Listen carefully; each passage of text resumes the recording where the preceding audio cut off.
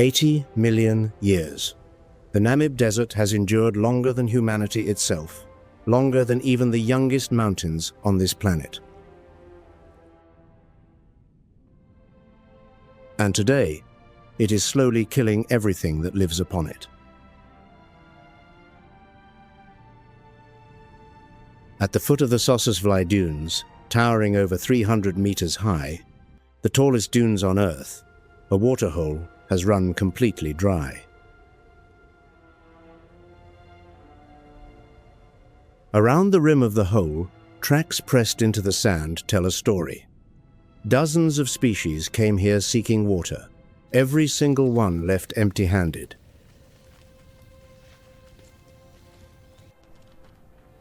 In the cracked bed of the Hyena River, a herd of desert elephants is digging.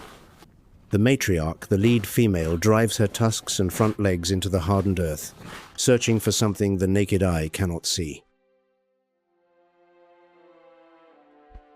Water. In the oldest desert on Earth, water is not merely life. Water is power. Those who find it control everything. Those who do not vanish as though they never existed.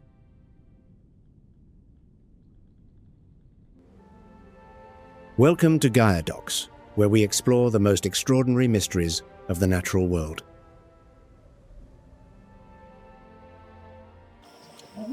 But the question is not whether water exists. The question is, when the last drop runs dry, who will be the one left standing? And to answer that, we must begin with the only species capable of creating water in the middle of a desert.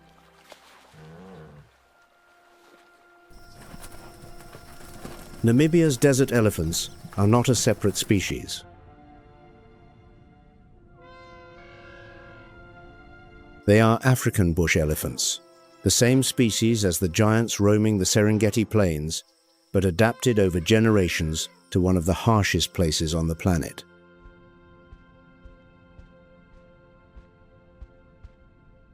Their legs are longer, leaner, their feet wider, distributing weight across soft sand, and their memory is staggering.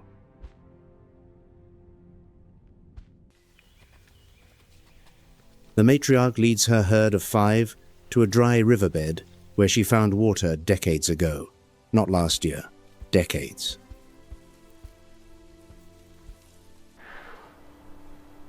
She remembers the location of every underground water source along a daily journey of 70 kilometers, the longest recorded travel distance for any elephant population on Earth.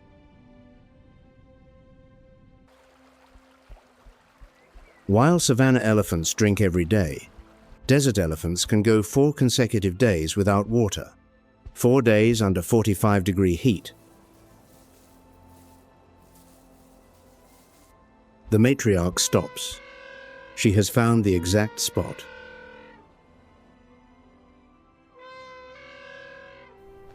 Tusks plunge into dry earth. Front legs churn through hardened layers of soil. In the silence, only the steady scraping can be heard, the sound of life being excavated from dead ground.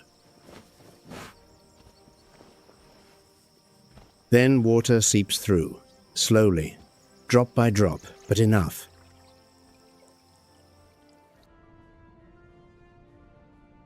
And now, something astonishing occurs. The matriarch produces a sound no human ear can detect, infrasound, transmitted through the earth at frequencies so low they become seismic vibrations.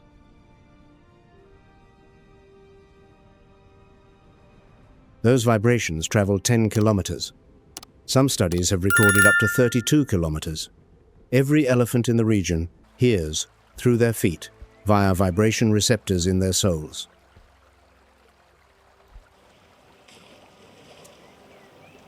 This well will save the entire herd. But it will also save dozens of other species because desert elephants are ecosystem engineers. They create water sources that nature itself does not provide. And therein lies the problem. Because when water appears in the desert, it becomes a magnet. Every species is drawn to the same patch of ground, including those that were never meant to meet.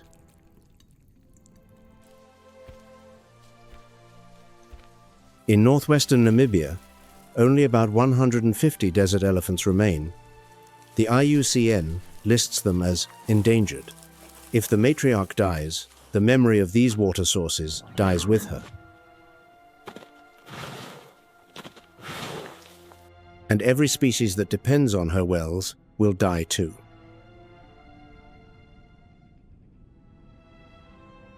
But there is one species on this desert that almost never needs water. Almost. The Oryx, or gemsbok, is the most perfectly adapted masterpiece that evolution has ever crafted for the desert. Their bodies accomplish what no other large mammal dares attempt, allowing core body temperature to rise to 45 degrees Celsius, a level at which most mammals would die of heat shock and surviving. The secret lies in a network of tiny arteries at the base of the brain called the carotid rete, mirabile, meaning the wonderful net. Hot blood from the body flows through the nasal passages, cools by evaporation, then returns to the brain through this network.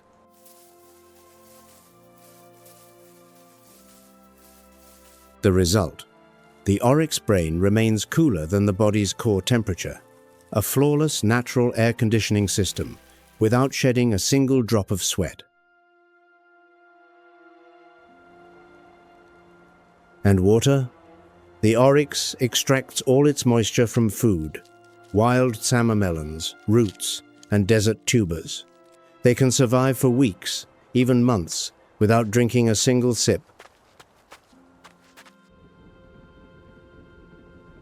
A herd of 30 moves across the highlands, where remnants of vegetation still linger.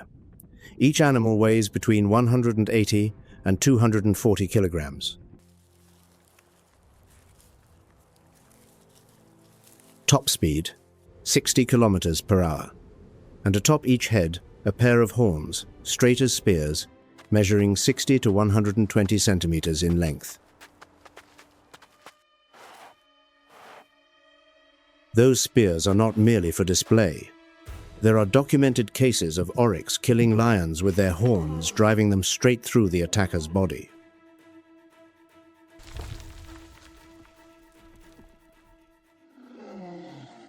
But this year, the drought has lasted far too long. Summer melons have withered. Roots hold no moisture. Even the Oryx, a species engineered to survive without water, must now seek out the elephant wells. And that journey forces them to leave the safety of the highlands, crossing the exposed gravel plains where there is no cover, no place to hide.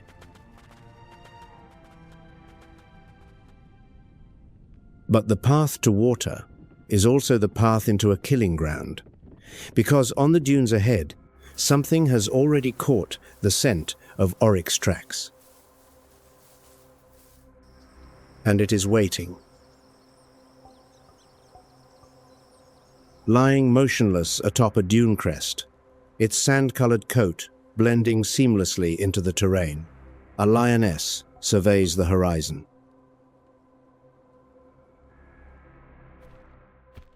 Namibia's desert lions are among the most remarkable populations on Earth. Only about 120 to 150 individuals scattered across the northwestern Kunene region.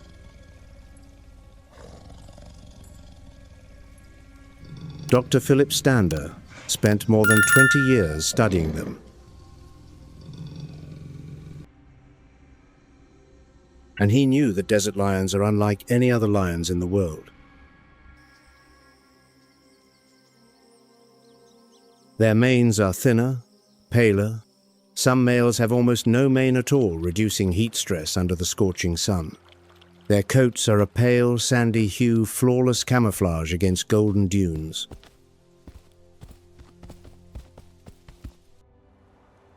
prides of just 2 to 5 individuals, far smaller than savanna prides of 15. But their territories are vast, 2,000 square kilometers, roughly 100 times the territory of grassland lions.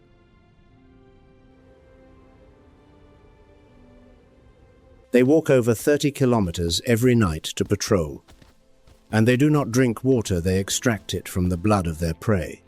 They can endure 2 consecutive weeks without a sip. And now, the drought is changing the rules.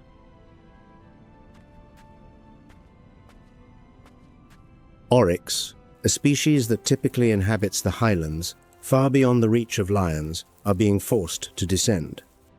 Crossing the gravel plains, walking straight into lion territory.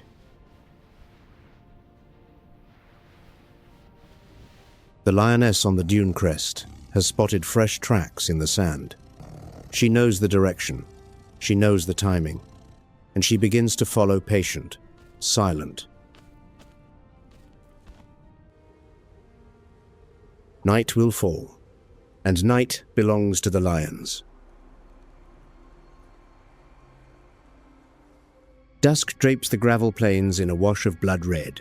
The Oryx herd some 30 strong moves in a long column toward the water source, the well the elephants dug. They do not know that 2 lionesses have approached from downwind, where the scent of the hunter cannot reach the prey.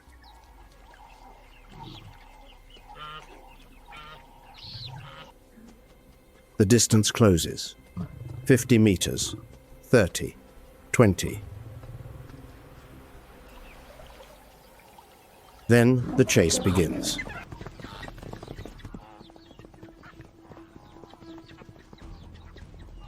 Lions are faster over short distances, but Oryx have greater stamina. They are built to run in heat that lions cannot withstand.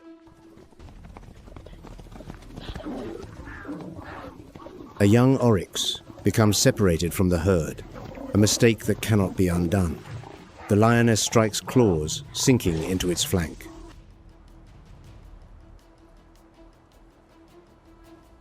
But at that very moment, a bull Oryx turns back. One thrust. The horn pierces the lioness's shoulder.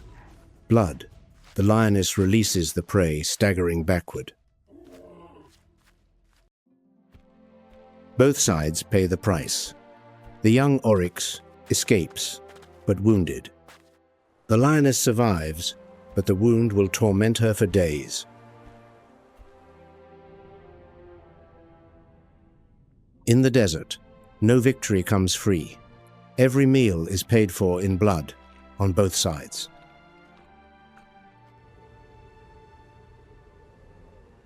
But in the open desert, blood cannot keep a secret.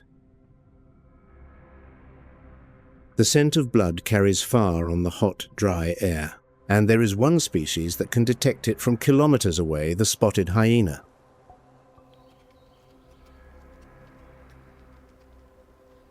A clan of 6 moves swiftly toward the scene, eyes gleaming in the darkness. The laughter, the most distinctive and haunting sound on the African plains. And here is what most people get wrong about hyenas. They are not scavengers. Spotted hyenas hunt 60 to 95% of their food. They are formidable hunters. And the shocking truth, in many ecosystems, lions steal from hyenas more often than the reverse. The bite force of a spotted hyena reaches 1100 psi, the strongest of all large carnivores, roughly 1.7 times that of a lion. And something few people realize. Hyenas belong to the suborder Feliformia taxonomically. They are closer to cats than to dogs. This clan operates under a matriarchal hierarchy. Females dominate entirely. The lowest-ranking female still outranks the highest-ranking male.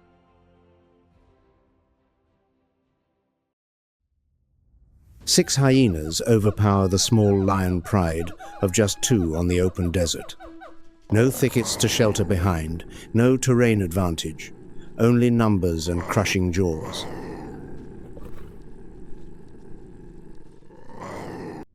The lions retreat. They lose the meal they had paid for in blood. As night descends, the desert falls silent. The carcass has dissolved into the gravel. The lions are hungry. The hyenas are sated. The surviving oryx keep moving. All of them still searching for the same thing, water.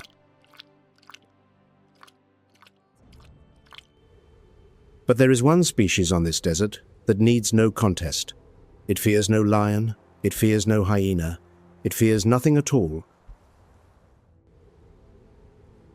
50 million years. When the dinosaurs vanished from the face of the earth, when the continents were still drifting toward their final positions, when the ancestors of humankind did not yet exist, even in the imagination of evolution, the black rhinoceros was already here.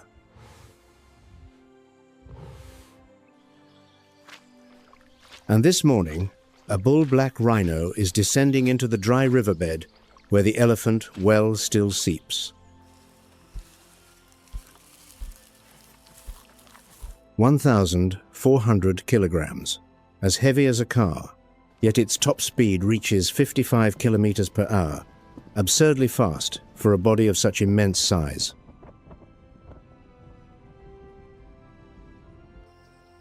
Atop its head, 2 horns made of keratin, the same protein found in human hair and fingernails. The front horn averages 50 to 60 centimeters in length, with record individuals reaching nearly 135 centimeters. The rhino moves in, and everything stops.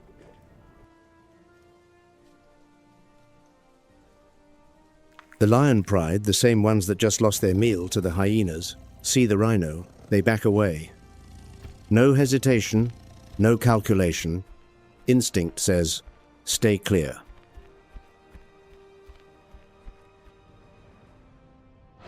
No one wants to confront something that has existed for 50 million years. The black rhino has notoriously poor eyesight. It cannot see a motionless person at 30 meters. But its hearing and sense of smell are superb. Its ears rotate constantly like antennae, scanning every direction.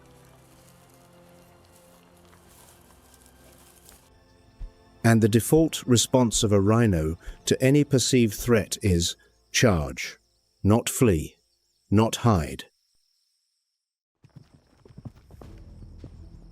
A mother rhino will barrel into anything that threatens her calf, vehicles included, elephants included, no exceptions. At this dry riverbed, the black rhino is the undisputed sovereign. No one challenges, no one dares.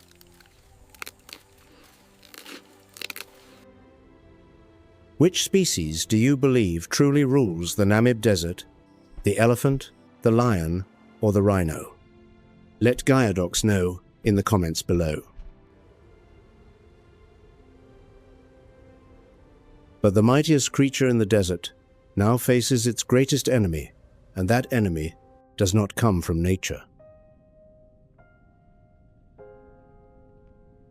The black rhinoceros, IUCN classification, critically endangered.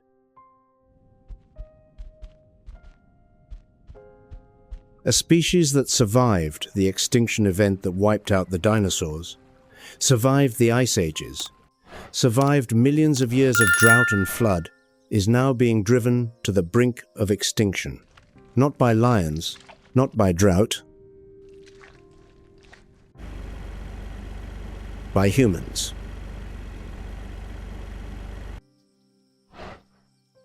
Rhino horn, composed of keratin, identical to human fingernails, has become gold on the black market. Poaching is devastating. At its peak, in 2014, 1,215 rhinos killed in South Africa, alone all species combined.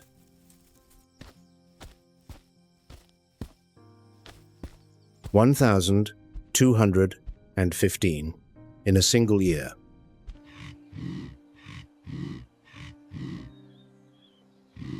But amid that darkness, Namibia accomplished what few nations have managed.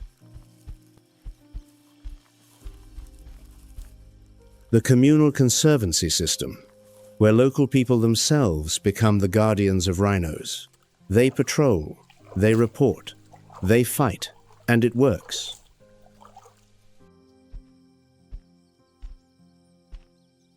Namibia currently holds approximately 2,000 black rhinos, the second largest population in the world, behind only South Africa. The population is recovering slowly, but heading in the right direction.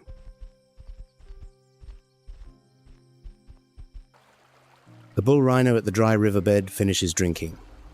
He lifts his head, ears rotating, nostrils testing the wind, then walks away, slowly, heavily, as though he knows he has outlasted everything here and will continue to do so. But will he, truly? A species that has survived 50 million years, can it survive another 50? The answer does not lie with the rhino. The answer lies with us. Namibia is one of the pioneering nations in the world for community-based conservation. Its constitution, one of only a handful of countries, enshrines environmental protection as a constitutional right.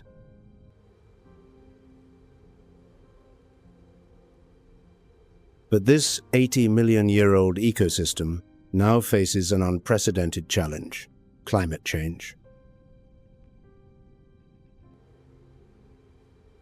Dry seasons grow longer. Rainy seasons grow more erratic. Conflict between humans and wildlife intensifies as both compete for water supplies that are steadily dwindling. Desert elephants, endangered. Roughly 150 in the northwest. Desert lions, 120 to 150. Individuals, small and vulnerable. Black rhinos, critically endangered.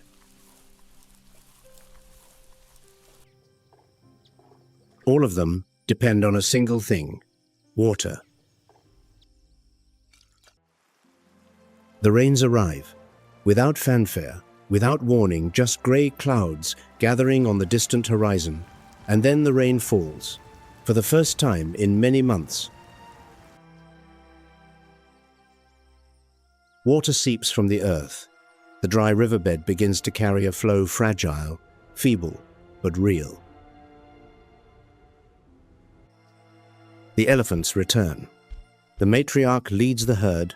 She remembers the way. She always remembers the way. The Oryx leave the gravel plains, returning to the highlands where tsama melons are sprouting once again after the rain. The lions lie on the dunes, watching. The wound on the shoulder has healed. They will hunt again, but today, everything has water, and water buys them all more time.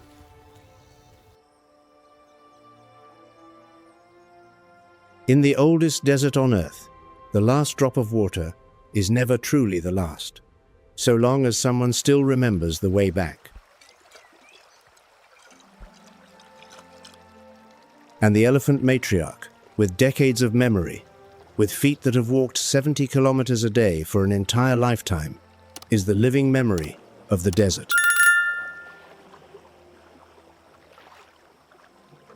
She is hope. Thank you for joining WildLifeDocs. The Namib Desert still holds countless stories waiting to be told. We will see you on the next journey. And if you have not yet subscribed, this is the best time